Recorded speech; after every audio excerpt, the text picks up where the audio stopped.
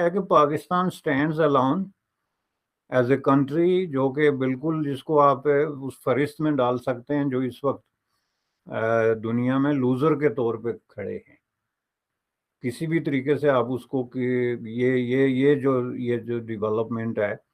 کہ جس میں عرب کنٹریز ان کے ہاتھ سے نکل گئی، ان کا انفلوئنس نکل گیا، اور جو بظاہر ایک تھوڑا بہت ہوتا ہے فیس ویلیو کے لیے کہ کوئی خیال رکھنا وغیرہ وغیرہ، وہ بھی ختم ہو گیا.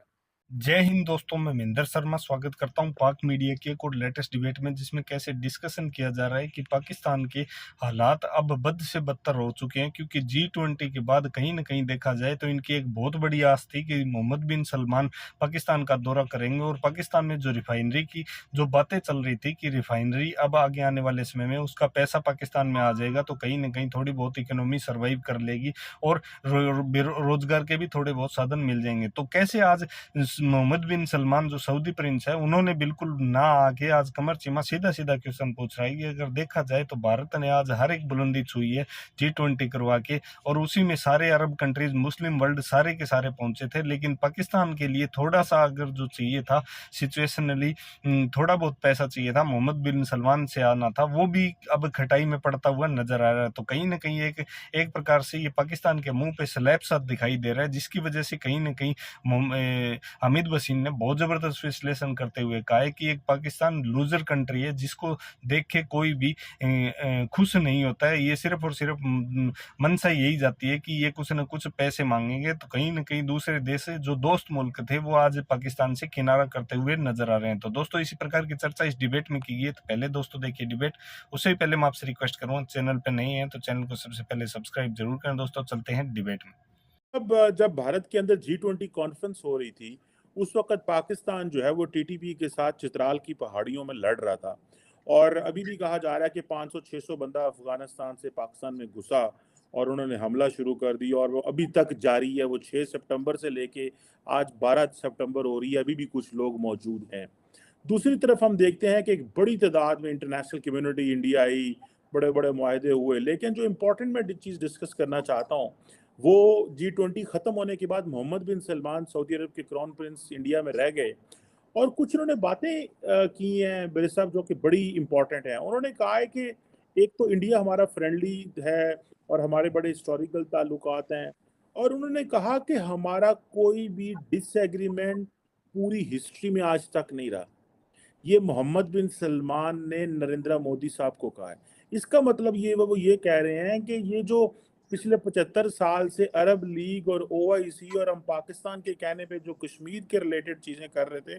वो सारा हमारा नहीं था. वो हम आपके वो कुछ अगेंस्ट नहीं थे. वो उस वक्त एक एनवायरनमेंट था, लेकिन हमारा आपके साथ कोई डिसएग्रीमेंट नहीं है. आप बिरसी साहब कैसे देखते हैं कि मुस्लिम वर्ल्ड ऑब्वियसली पाकिस्तान को छोड़ रही है? मोहम्मद बिन सलमान ने पाकिस्तान आना था, फिर पता चला नई डेट्स आ रही हैं, कुछ उन्होंने कहा होमवर्क कंप्लीट करें, तो ये भी एक चीज़ है. लेकिन इसको आप कैसे देखते हैं कि मोहम्मद बिन सलमान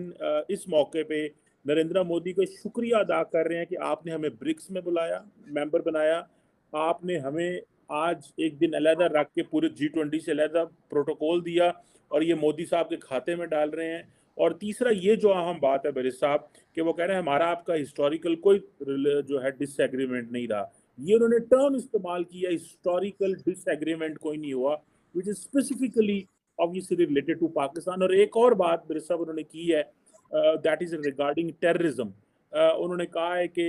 ये जो है दहशत गर्दी को एज ए टूल इस्तेमाल नहीं किया जाना चाहिए, और ये भी उन्होंने किया है कि ये यूज़ ऑफ टेररिज्म है against other countries this should be. तो बेसिकली इंडिया आपको पता है पाकिस्तान के हवाले से ये अक्सर रेफरेंस देता है. What do you make of that entire sir statement and positions? देखें जी, ये जो स्टेटमेंट है बाज़ाहिर तो बिल्कुल ऐसे ही है कि इंडिया के साथ उनका कोई डिसएग्रीमेंट नहीं रहा, बल्कि ज़्यादातर पाकिस्तान के साथ जो है वो बहुत ज़्यादा जो है ना वो एग्रीमेंट कह सकते हैं आप कि रहा है, जिसकी वजह से वो बहुत सारे इश्यूज़ पे इंडियन स्टैंड के ख़िलाफ़ स्टैंड लेते रहे हैं. तो फैक्चुअली ये बात कहना दुरुस्त नहीं होगा, चूँकि वो बहुत ज़्यादा स्टैंड जो है बुनियादी तौर पे अगर आप हिस्ट्री देखें, ہسٹوریکل کا جب آپ لفظ استعمال کرتے ہیں تو اس سے مراد کوئی 50-60 سال ظاہر نہیں ہے، اس سے مراد تو کہیں 100 سال ہیں اور ہزاروں سال ہیں۔ تو اس اعتبار سے اگر دیکھا جائے تو جو انڈیا ہے، یعنی جو بھارت، اس میں اور سعودی عربیہ میں بہت لمبی ایک ریلیشن شپ ہے، جو کہ بڑے عرصے سے جو ہے وہ جو پریمیٹیو دور پہ جاتی ہے، جہاں پہ آپ کی جو سپائسز کی تجارت سے لے کے تو جو بھی بحرہ عرب کے تھرو جو ہے وہ ہو سکتا تھا، جو تجارت ہوتی تھی دنیا میں اس وقت، اس میں ان کے درمیان ایک بہت زبردست قسم کا جو ہے الائنس رہا ہے۔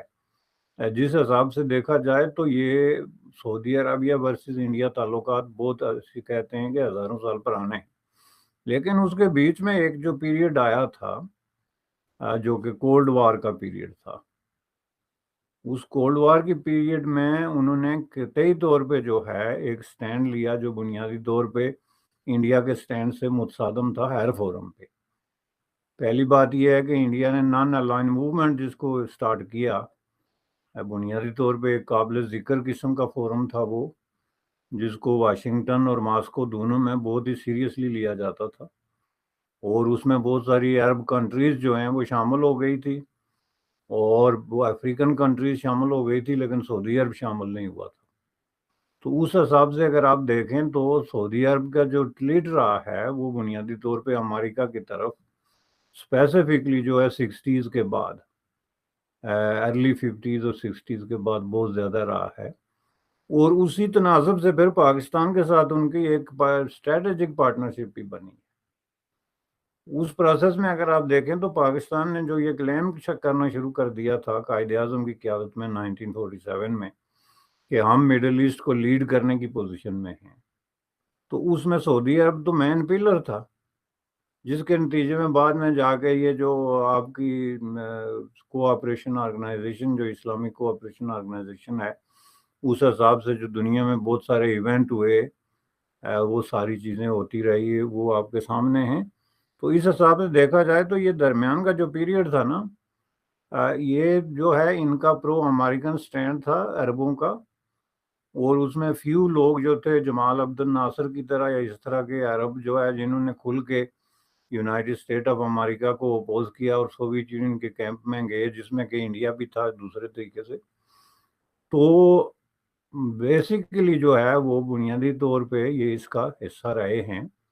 ویسٹرن بلاک کا، انٹل آپ نے سوویت جو دیکھا ایشو افغانستان میں، اس میں دیکھیں کہ سعودی عربیہ مین فائنینسر تھا، جو سوویت یونین کے خلاف افغانستان میں لڑائی میں مین فائنینسر۔ پاکستان تو سمجھ لیں کہ اس کے ایک آگے ایک مورے کا کام کر رہا تھا، بیس پیسہ تو بنیادی طور پہ سعودی عرب سے آ رہا تھا اور مجاہد بھی آ رہے تھے۔ تو آپ نے دیکھا کہ وہاں انڈیا کی پوزیشن بالکل مختلف تھی۔ انڈیا انٹل ڈاکٹر نجیب جو ہے وہ دوسری سائڈ کے جو لوگ تھے ان کی حمایت کرتا تھا اور کھل کے کرتا تھا۔ بعد میں افغانستان کا جو قضیہ 20 سال تک چلتا رہا، جس میں افغانستان کے حوالے سے سعودی عربیہ اور پاکستان کا ایک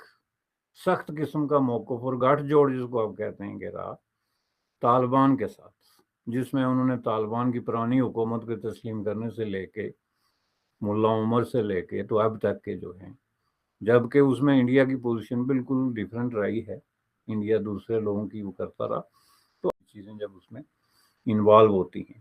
تو اس حساب سے دیکھا جائے تو سچویشن یہ ہے کہ Pakistan stands alone as a country, جو کہ بالکل جس کو آپ اس فہرست میں ڈال سکتے ہیں جو اس وقت دنیا میں لوزر کے طور پہ کھڑے ہیں کسی بھی طریقے سے آپ اس کو کہ یہ جو ڈیولپمنٹ ہے کہ جس میں عرب کنٹریز ان کے ہاتھ سے نکل گئی، ان کا انفلوئنس نکل گیا، اور جو بظاہر ایک تھوڑا بہت ہوتا ہے فیس ویلیو کے لیے کہ کوئی خیال رکھنا وغیرہ وغیرہ، وہ بھی ختم ہو گیا۔ یعنی اب انہوں نے اس کو کلیئر کر لیا عربوں نے کہ ہم انڈیا کے ساتھ ہیں اور بائی آل مینس، اور ہم ساتھ ہیں ٹریڈ اور انویسٹمنٹ میں، لیبر ایکسچینج میں، ٹیکنالوجی ایکسچینج میں، ایجوکیشنل ایکسچینج میں، اور اس طرح کی کلچرل اور ساری جو ہے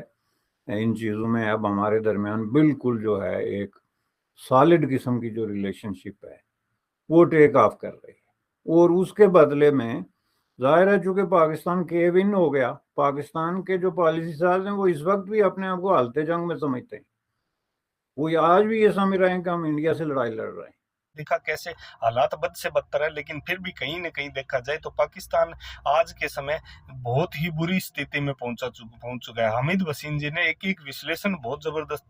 तरीके से किया है कि कैसे हम अपनी आवाम को सिर्फ और सिर्फ इस चीज का जुमला फेंकते रहते हैं कि हम जंग में हैं, जबकि ऐसा कुछ कोई भी जंग पाकिस्तान के साथ नहीं लड़ रहा है। ये सिर्फ और सिर्फ अपनी इकोनॉमी से ध्यान हटाने के लिए आवाम के ऊपर हर दिन जो कहर बरपा रहे हैं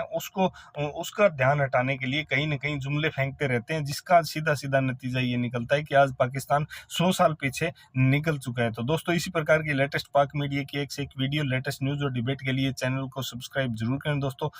जय हिंद, वंदे मातरम, भारत माता की जय दोस्तों।